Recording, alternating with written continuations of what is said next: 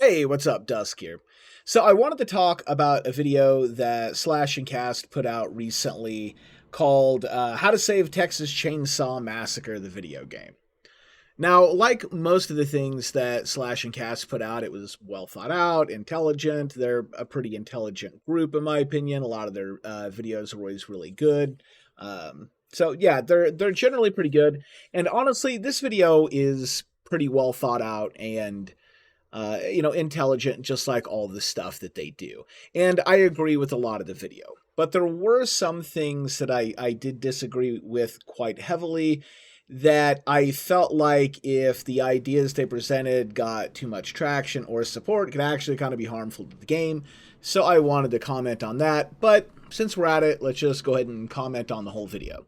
Now, I don't like re-uploading other people's content.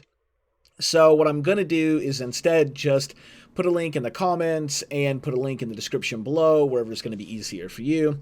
Or you can just look it up yourself. It is How to Save Texas Chainsaw Massacre video game. I think that's it. Just a video game, ... And I'm going to put up timestamps to the stuff in the video that I'm commenting on. And then you can watch the video yourself, and then you can give the video a view. That way, I'm not taking anything away from them. Also, then you can get the full context of what they're saying and not just small edited snippets that could be misconstrued or taken out of context. All right, so let's get started. First, the 1 minute and 37-second mark in the video. They talk about content, or I think rather the lack of content that is currently in Texas Chainsaw Massacre, and I pretty much agree with that. The 3 minute and 12-second mark in the video, they talked about DLC prices. I got a 50-50 agree on this. They said the prices were high, and technically true, but maybe not for the reasons that you think.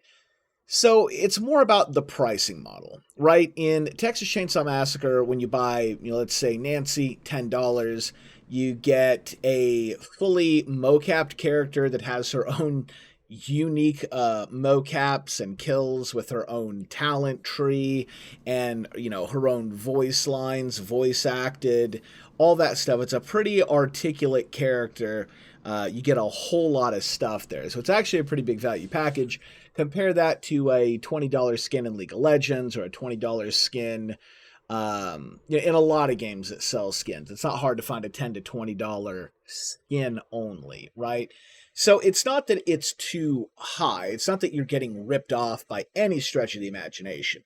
But it's easy to look at something like Dead by Daylight and be like, man, they did Chucky, and Chucky has actual, they paid the actual actors, 2 of them, from a huge license franchise, to come in that wasn't currently part of their game. So this is extra licensing. And that did come with it. Chucky comes with his own kit, yada, yada, yada. And that was for $5, right? I think you probably had to pay extra if you wanted, obviously the other skins. But Chucky himself is only $5, and that is a steal at that price. But why does Dead by Daylight use that pricing model versus what Texas Chainsaw Massacre does? Well, that's because Dead by Daylight prices their content to sell en masse. They have a large player base, and what they ideally want is for nearly the entire player base to buy every single DLC that they put out, right? Or grind for it or something, but their entire player base essentially wants to get every single DLC. So that $5 price tag makes them a lot of money, and their licensed DLCs like Chucky cannot be earned in game. You have to pay the money if you want those. So they guarantee large scale profits. And that's really what it comes down to. Is like, what is the correct pricing model for your game?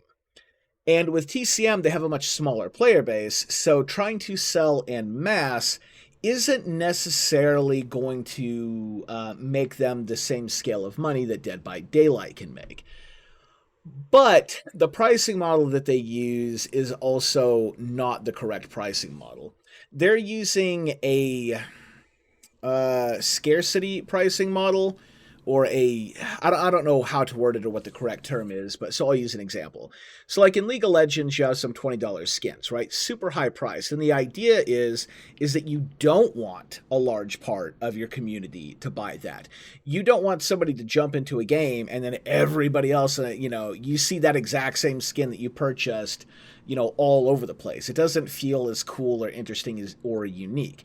Instead, League puts out a ton of skins and they price them kind of high, and players are excited to feel unique. They're excited to grab something cool and new and stand out. So they can do that, get the higher prices. Plus, League benefits from being a top-down game with a zoomed-out camera, meaning their stuff doesn't need to be quite as detailed as something like Texas Chainsaw Massacre or Dead by Daylight that are more like zoomed in and closer to a first-person, viewer experience, or in some cases, actually a first-person viewer experience, right? So what TCM should have done was priced to sell, but for the smaller demographic that they have. So they probably should have been shooting for something like a $7.50 price tag. The $10 ended up as a paywall, and they probably made less money than they could have. At the end of the day, it's all about business models and what's going to be the best fit for your game, and I think they chose something that was the wrong fit. Not that it wasn't worth it, because again, it's clear to compare that to other stuff. It's the $10 was fine, but that's not what it's really about. But at the end of the day, where the price is too high, yes. And so I agree with the take here from Slash and Cast. All right, the 4-minute and 25-second mark, talk about Danny being pay to win, which is a pretty crazy claim to make, but I agree with it. Even if it wasn't intentional, the way Danny has been presented is egregious enough that it deserves to be called pay to win, even if it wasn't intentional. And the model that I usually look out for, the red flags are, was something put out in a paid DLC, and is that out for over a month before they touch it, and then after that, they go ahead and nerf it, because that's your impulse buy period. And I've noticed over the years that games that really like to cash in on the pay to win always do this 1 month impulse buy window, and then they balance it to placate their player base. And that's exactly what we have here. They put Danny out, they went on vacation, and maybe they didn't intend to do pay to win. Well, then maybe they shouldn't have put a kit that strong out and then went on vacation. Maybe they shouldn't have put those kits out at all right before like a major vacation, just in case there were major issues. So basically, the ball was in their hands to drop, and they dropped it. So we're going to label Danny as pay to win because that was the picture that they painted, unfortunately. All right, 5-minute and 30-second mark. They talked about the lobby experience is the worst that they have ever seen on Slash and Cast, and I'm going to agree that that it probably was. I've been gaming for a very, very, very long time, and so I have seen lobbies that are worse than TCM, but overall the lobby experience is pretty bad, and so kind of agree here. Like they're pretty much on with that, I think. It's a good take. And on in the same kind of statement there, so this is still kind of the 5-minute and 30-second mark, the lobby dodging timer fix. In this, so they're getting ready to just remove lobby timers, and Slash and Cast was under the impression that while this is just a band-aid fix, it's going to be a really good one and it'll benefit the game.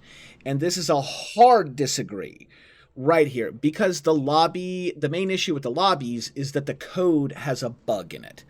One of my viewers does do some game development. They've also data mined this game and a bunch of games. They're very savvy when it comes to coding in games and all that sort of thing.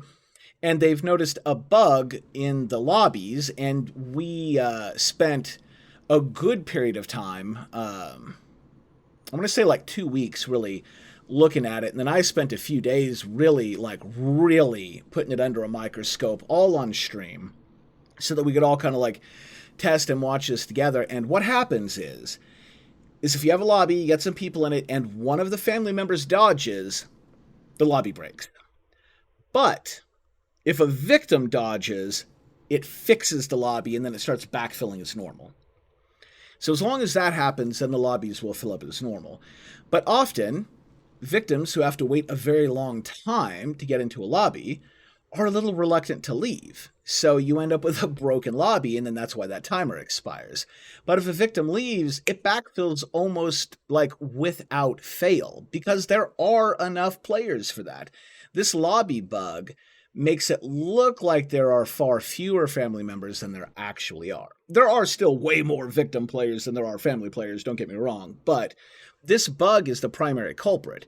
And what happens if they remove that lobby timer, throughout the course of the day, you start to get all these broken lobbies holding all these players, and eventually you kind of get some gridlock where the vast majority of the player base can no longer get into a match.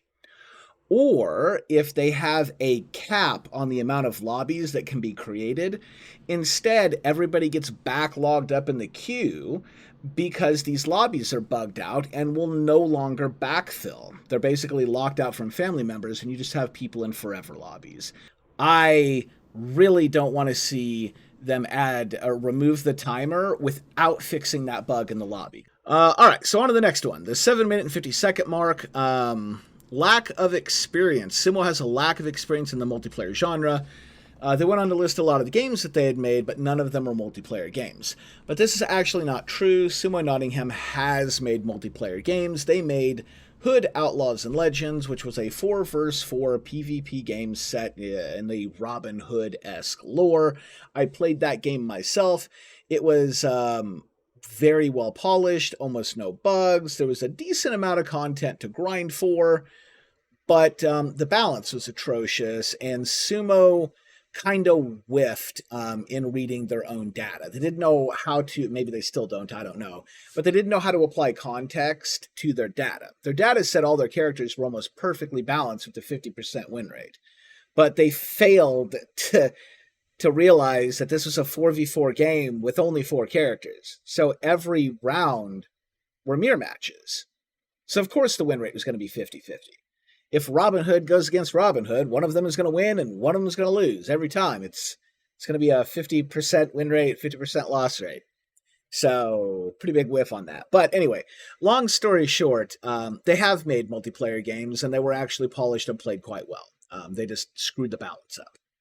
And they refused to take feedback from their players, which is probably why this time around they're knee-jerk reacting to Reddit and making crazy adjustments when there's like too much outcry. But anyway, on to the next one. The 8-minute and 57 mark. Lobby experience, servers, the back end.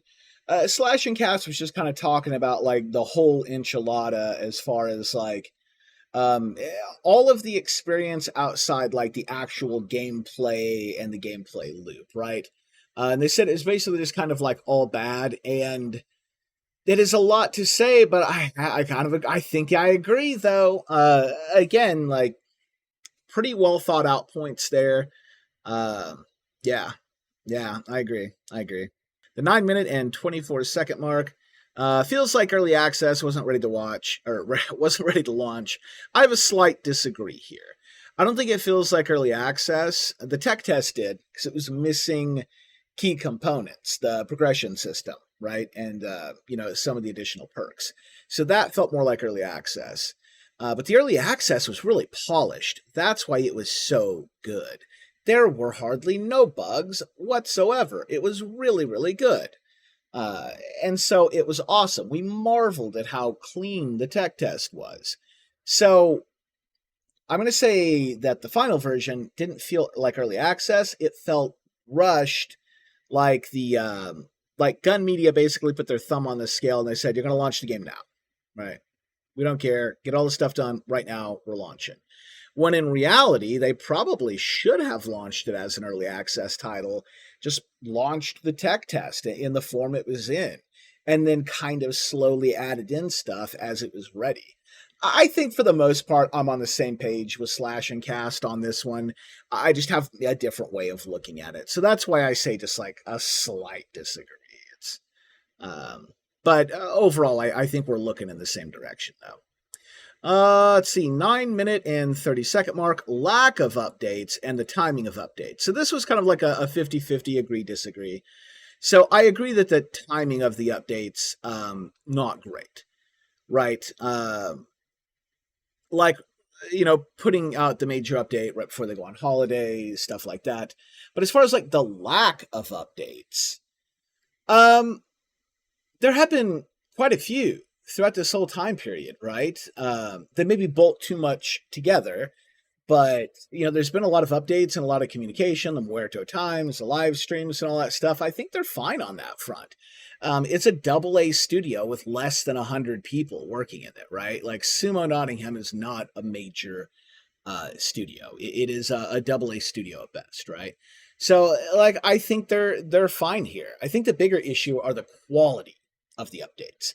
For example, the big 250 bug fix patch. Most of those bug fixes didn't actually fix the bugs they said they did. So we actually probably only got about 20 to 30 bug fixes, not 250.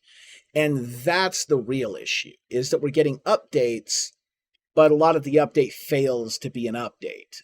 For example, with the hitchhiker trap at the top of the ladder, took them 3 tries to actually fix that, right? And in the end, what they had to do was move the trap so that you couldn't put it in front of the ladder, right? So yeah, I think it's more about the quality of the updates, not how many updates we're getting. But like I said, that's I agree that the updates are part are a bit of an issue. The 10-minute and 45-second mark. This is going to be one where I push back quite a bit. All right, so they're kind of still going on with like the updates and all that stuff. This is kind of a larger section that Slash and Cast is talking about here. But they got to the point where they say something, air quotes, has made the time between patches drastically slow down, and they need to figure out what that is and get back to it. Well, I can tell you exactly what that is. They've been in crunch mode for a good period of time. Now they're working at a normal, attainable human pace, and that's good. I'm anti-crunch myself. I don't think we should treat people like that. But this kind of like goes on a little bit, where they talk about, finding more people or something like that. I mean, like, where would they really get other people, right? They could pull people off if they have another game project. They could pull them off that new game project and kind of bring them back if they even have those people. Again, there's less than 100 people at the studio. But that means that that studio is now shelving a potential future revenue stream to hopefully save a game that might already be doomed, or maybe it's just only ever going to have a niche audience. Or like they have to like not go out of business first. That's the thing. They have to not get shut down. The other thing they could do is hire temporary workers, and after they get all caught up, just fire them all again. That's a crappy way to treat people. They're doing the best they can, and if you love the game and you really, care about it, be supportive, give them feedback, point out the stuff when they actually legitimately screw up. But, man, we got to give them time, though. It's just a little AA studio. Now, some of you might go to Google to see, like, really less than 100, and you might come across Sumo Digital. Sumo Digital has over 1,000 employees. I know some of you are immediately like, over 1,000? Well, why don't they pull some people? Well, Sumo Digital are a bunch of development studios under them, right?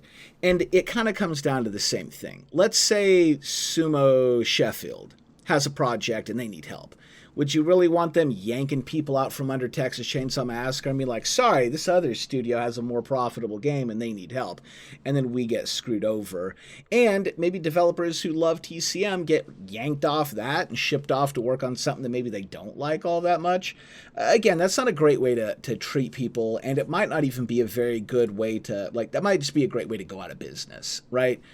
TCM right now does not look like it's in any sort of shape to like suddenly blow up and make huge amounts of money, right? But it might grow there eventually over the years if we can save the game, right? And that's what the Slash and Cast video is, basically kind of advocating for. And it's what I'm advocating for. Like, let's stabilize the game. Let's try to get it to meet the potential that it has, because this game has amazing potential. And we'll kind of get to that a little bit more. But anyway, yeah, that's basically on all like the crunch and all that. Basically, you know, unless they have a magic wand where they can just conjure help out of thin air, like that's not coming. We're just gonna have to be patient. That's unfortunate. Let's see, the 11-minute and 10-second mark. Okay, no, this is actually also, I kind of bled into this a little bit. Get more people from the TCM team. Was there anything else here? I've got a whole bunch of notes that I'm reading here. Okay, so I also, in that whole one rant there, also covered the 11-minute and 10-second mark. Okay.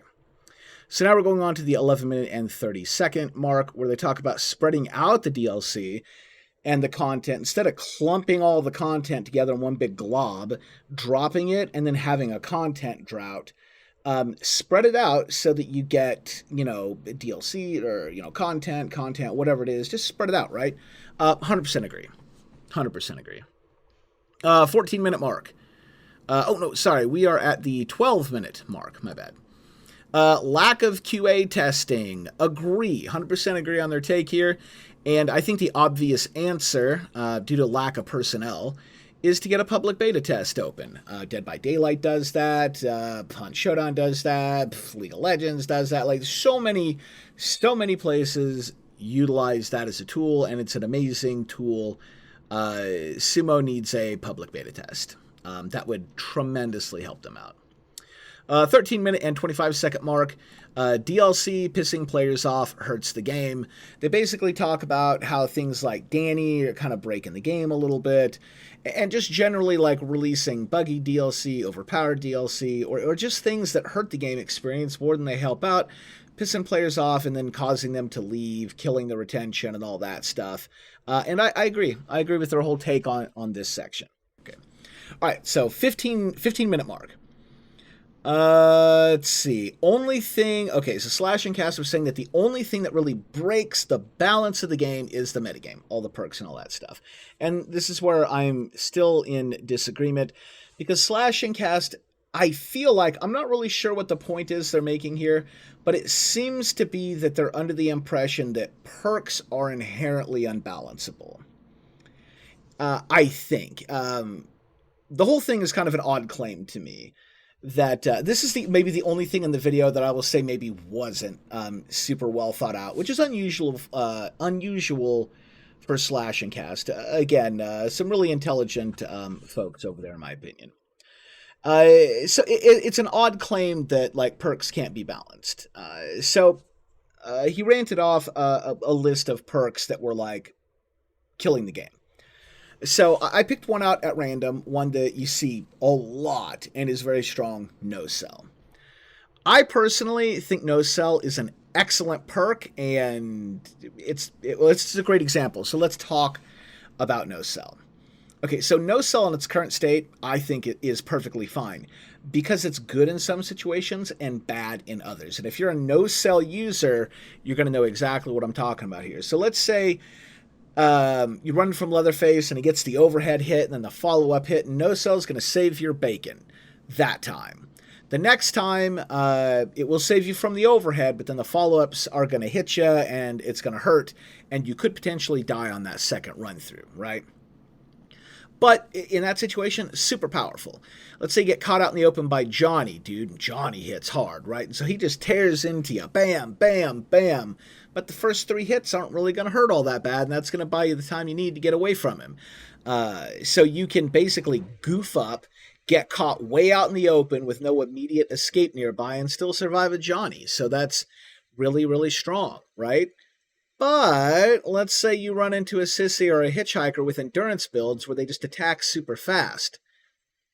If you have ever been in that situation with No Sell, where you just get like up, it feels so bad because your No Sell is basically pointless, right? You're just like, they just ripped off my No Sell with a whole bunch of lightning attacks. Like a sissy can hit you like 10 times in just a little flurry sometimes. And it just feels like such an awful waste when that happens. But that's good because it means that there are situations where No Sell doesn't excel, right? If you jump into a hitchhiker bleed out trap and then it's got venom on it and then he jumps out with serrated, that No Sell ain't doing anything for you you're dying right there, right? So I think no cell is great. The other thing about no cell is, let's say it is too powerful. What if it's overperforming? Is it just unbalanceable? Of course not. Right now, it's at level 1, 2, and 3, it's 1, 2, and 3 charges, and it reduces damage by 80%. Well, we could scale it down and say it reduces damage by 60%. We could say that at level 1, you get 1 charge at 60%, and then at level 2, it's 1 charge at 80%, and then at level 3, it's 2 charges at 80%, or maybe still just 1 charge, but maybe 100% damage reduction, or whatever you want to do. It's completely scalable and extremely balanceable. It is such a good perk. I love no cell. It's healthy for the game. I have no problems with it. If everything was as scalable and as balanceable and good in some situations, but bad in other situations, just like no cell is like really in the sweet spot of design philosophy, in my opinion, and I wish every perk was as good as no cell. Really big pushback. Like, the perks are obviously balanceable. The issue are not the perks. It's game balance, right? So we're on to the 15-minute and 20-second mark. Slash and Cast is basically still talking about the metagame, but now they're advocating for how wonderful would the game be if everybody was just using the base perks, just like it was back in Tech Test. Well, I've already covered why Tech Test was great. It's because everybody was new, not because the Tech Test was like the epitome of game design, right?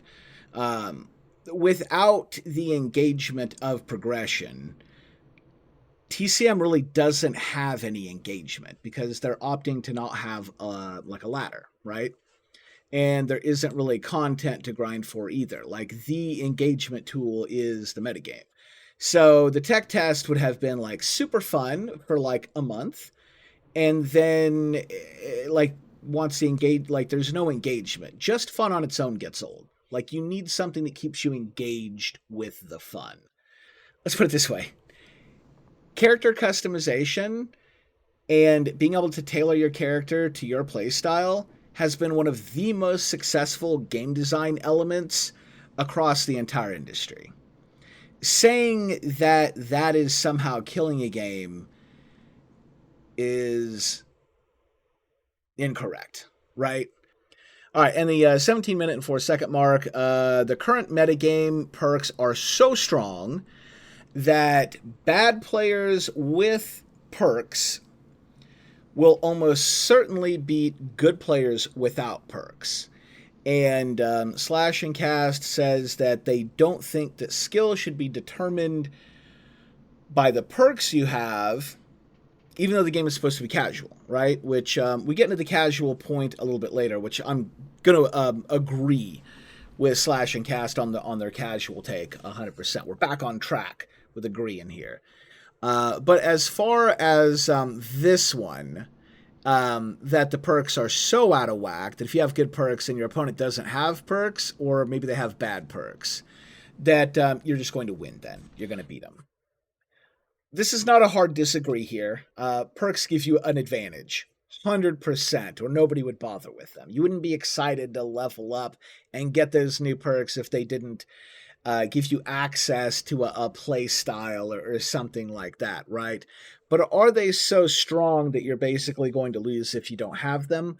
I'm going to disagree with this, but I might be wrong.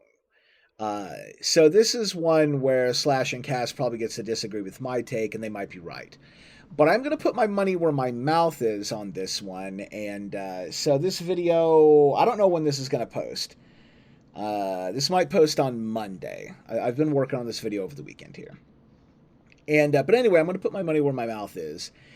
And on my Monday stream, I'm just going to play with no perks.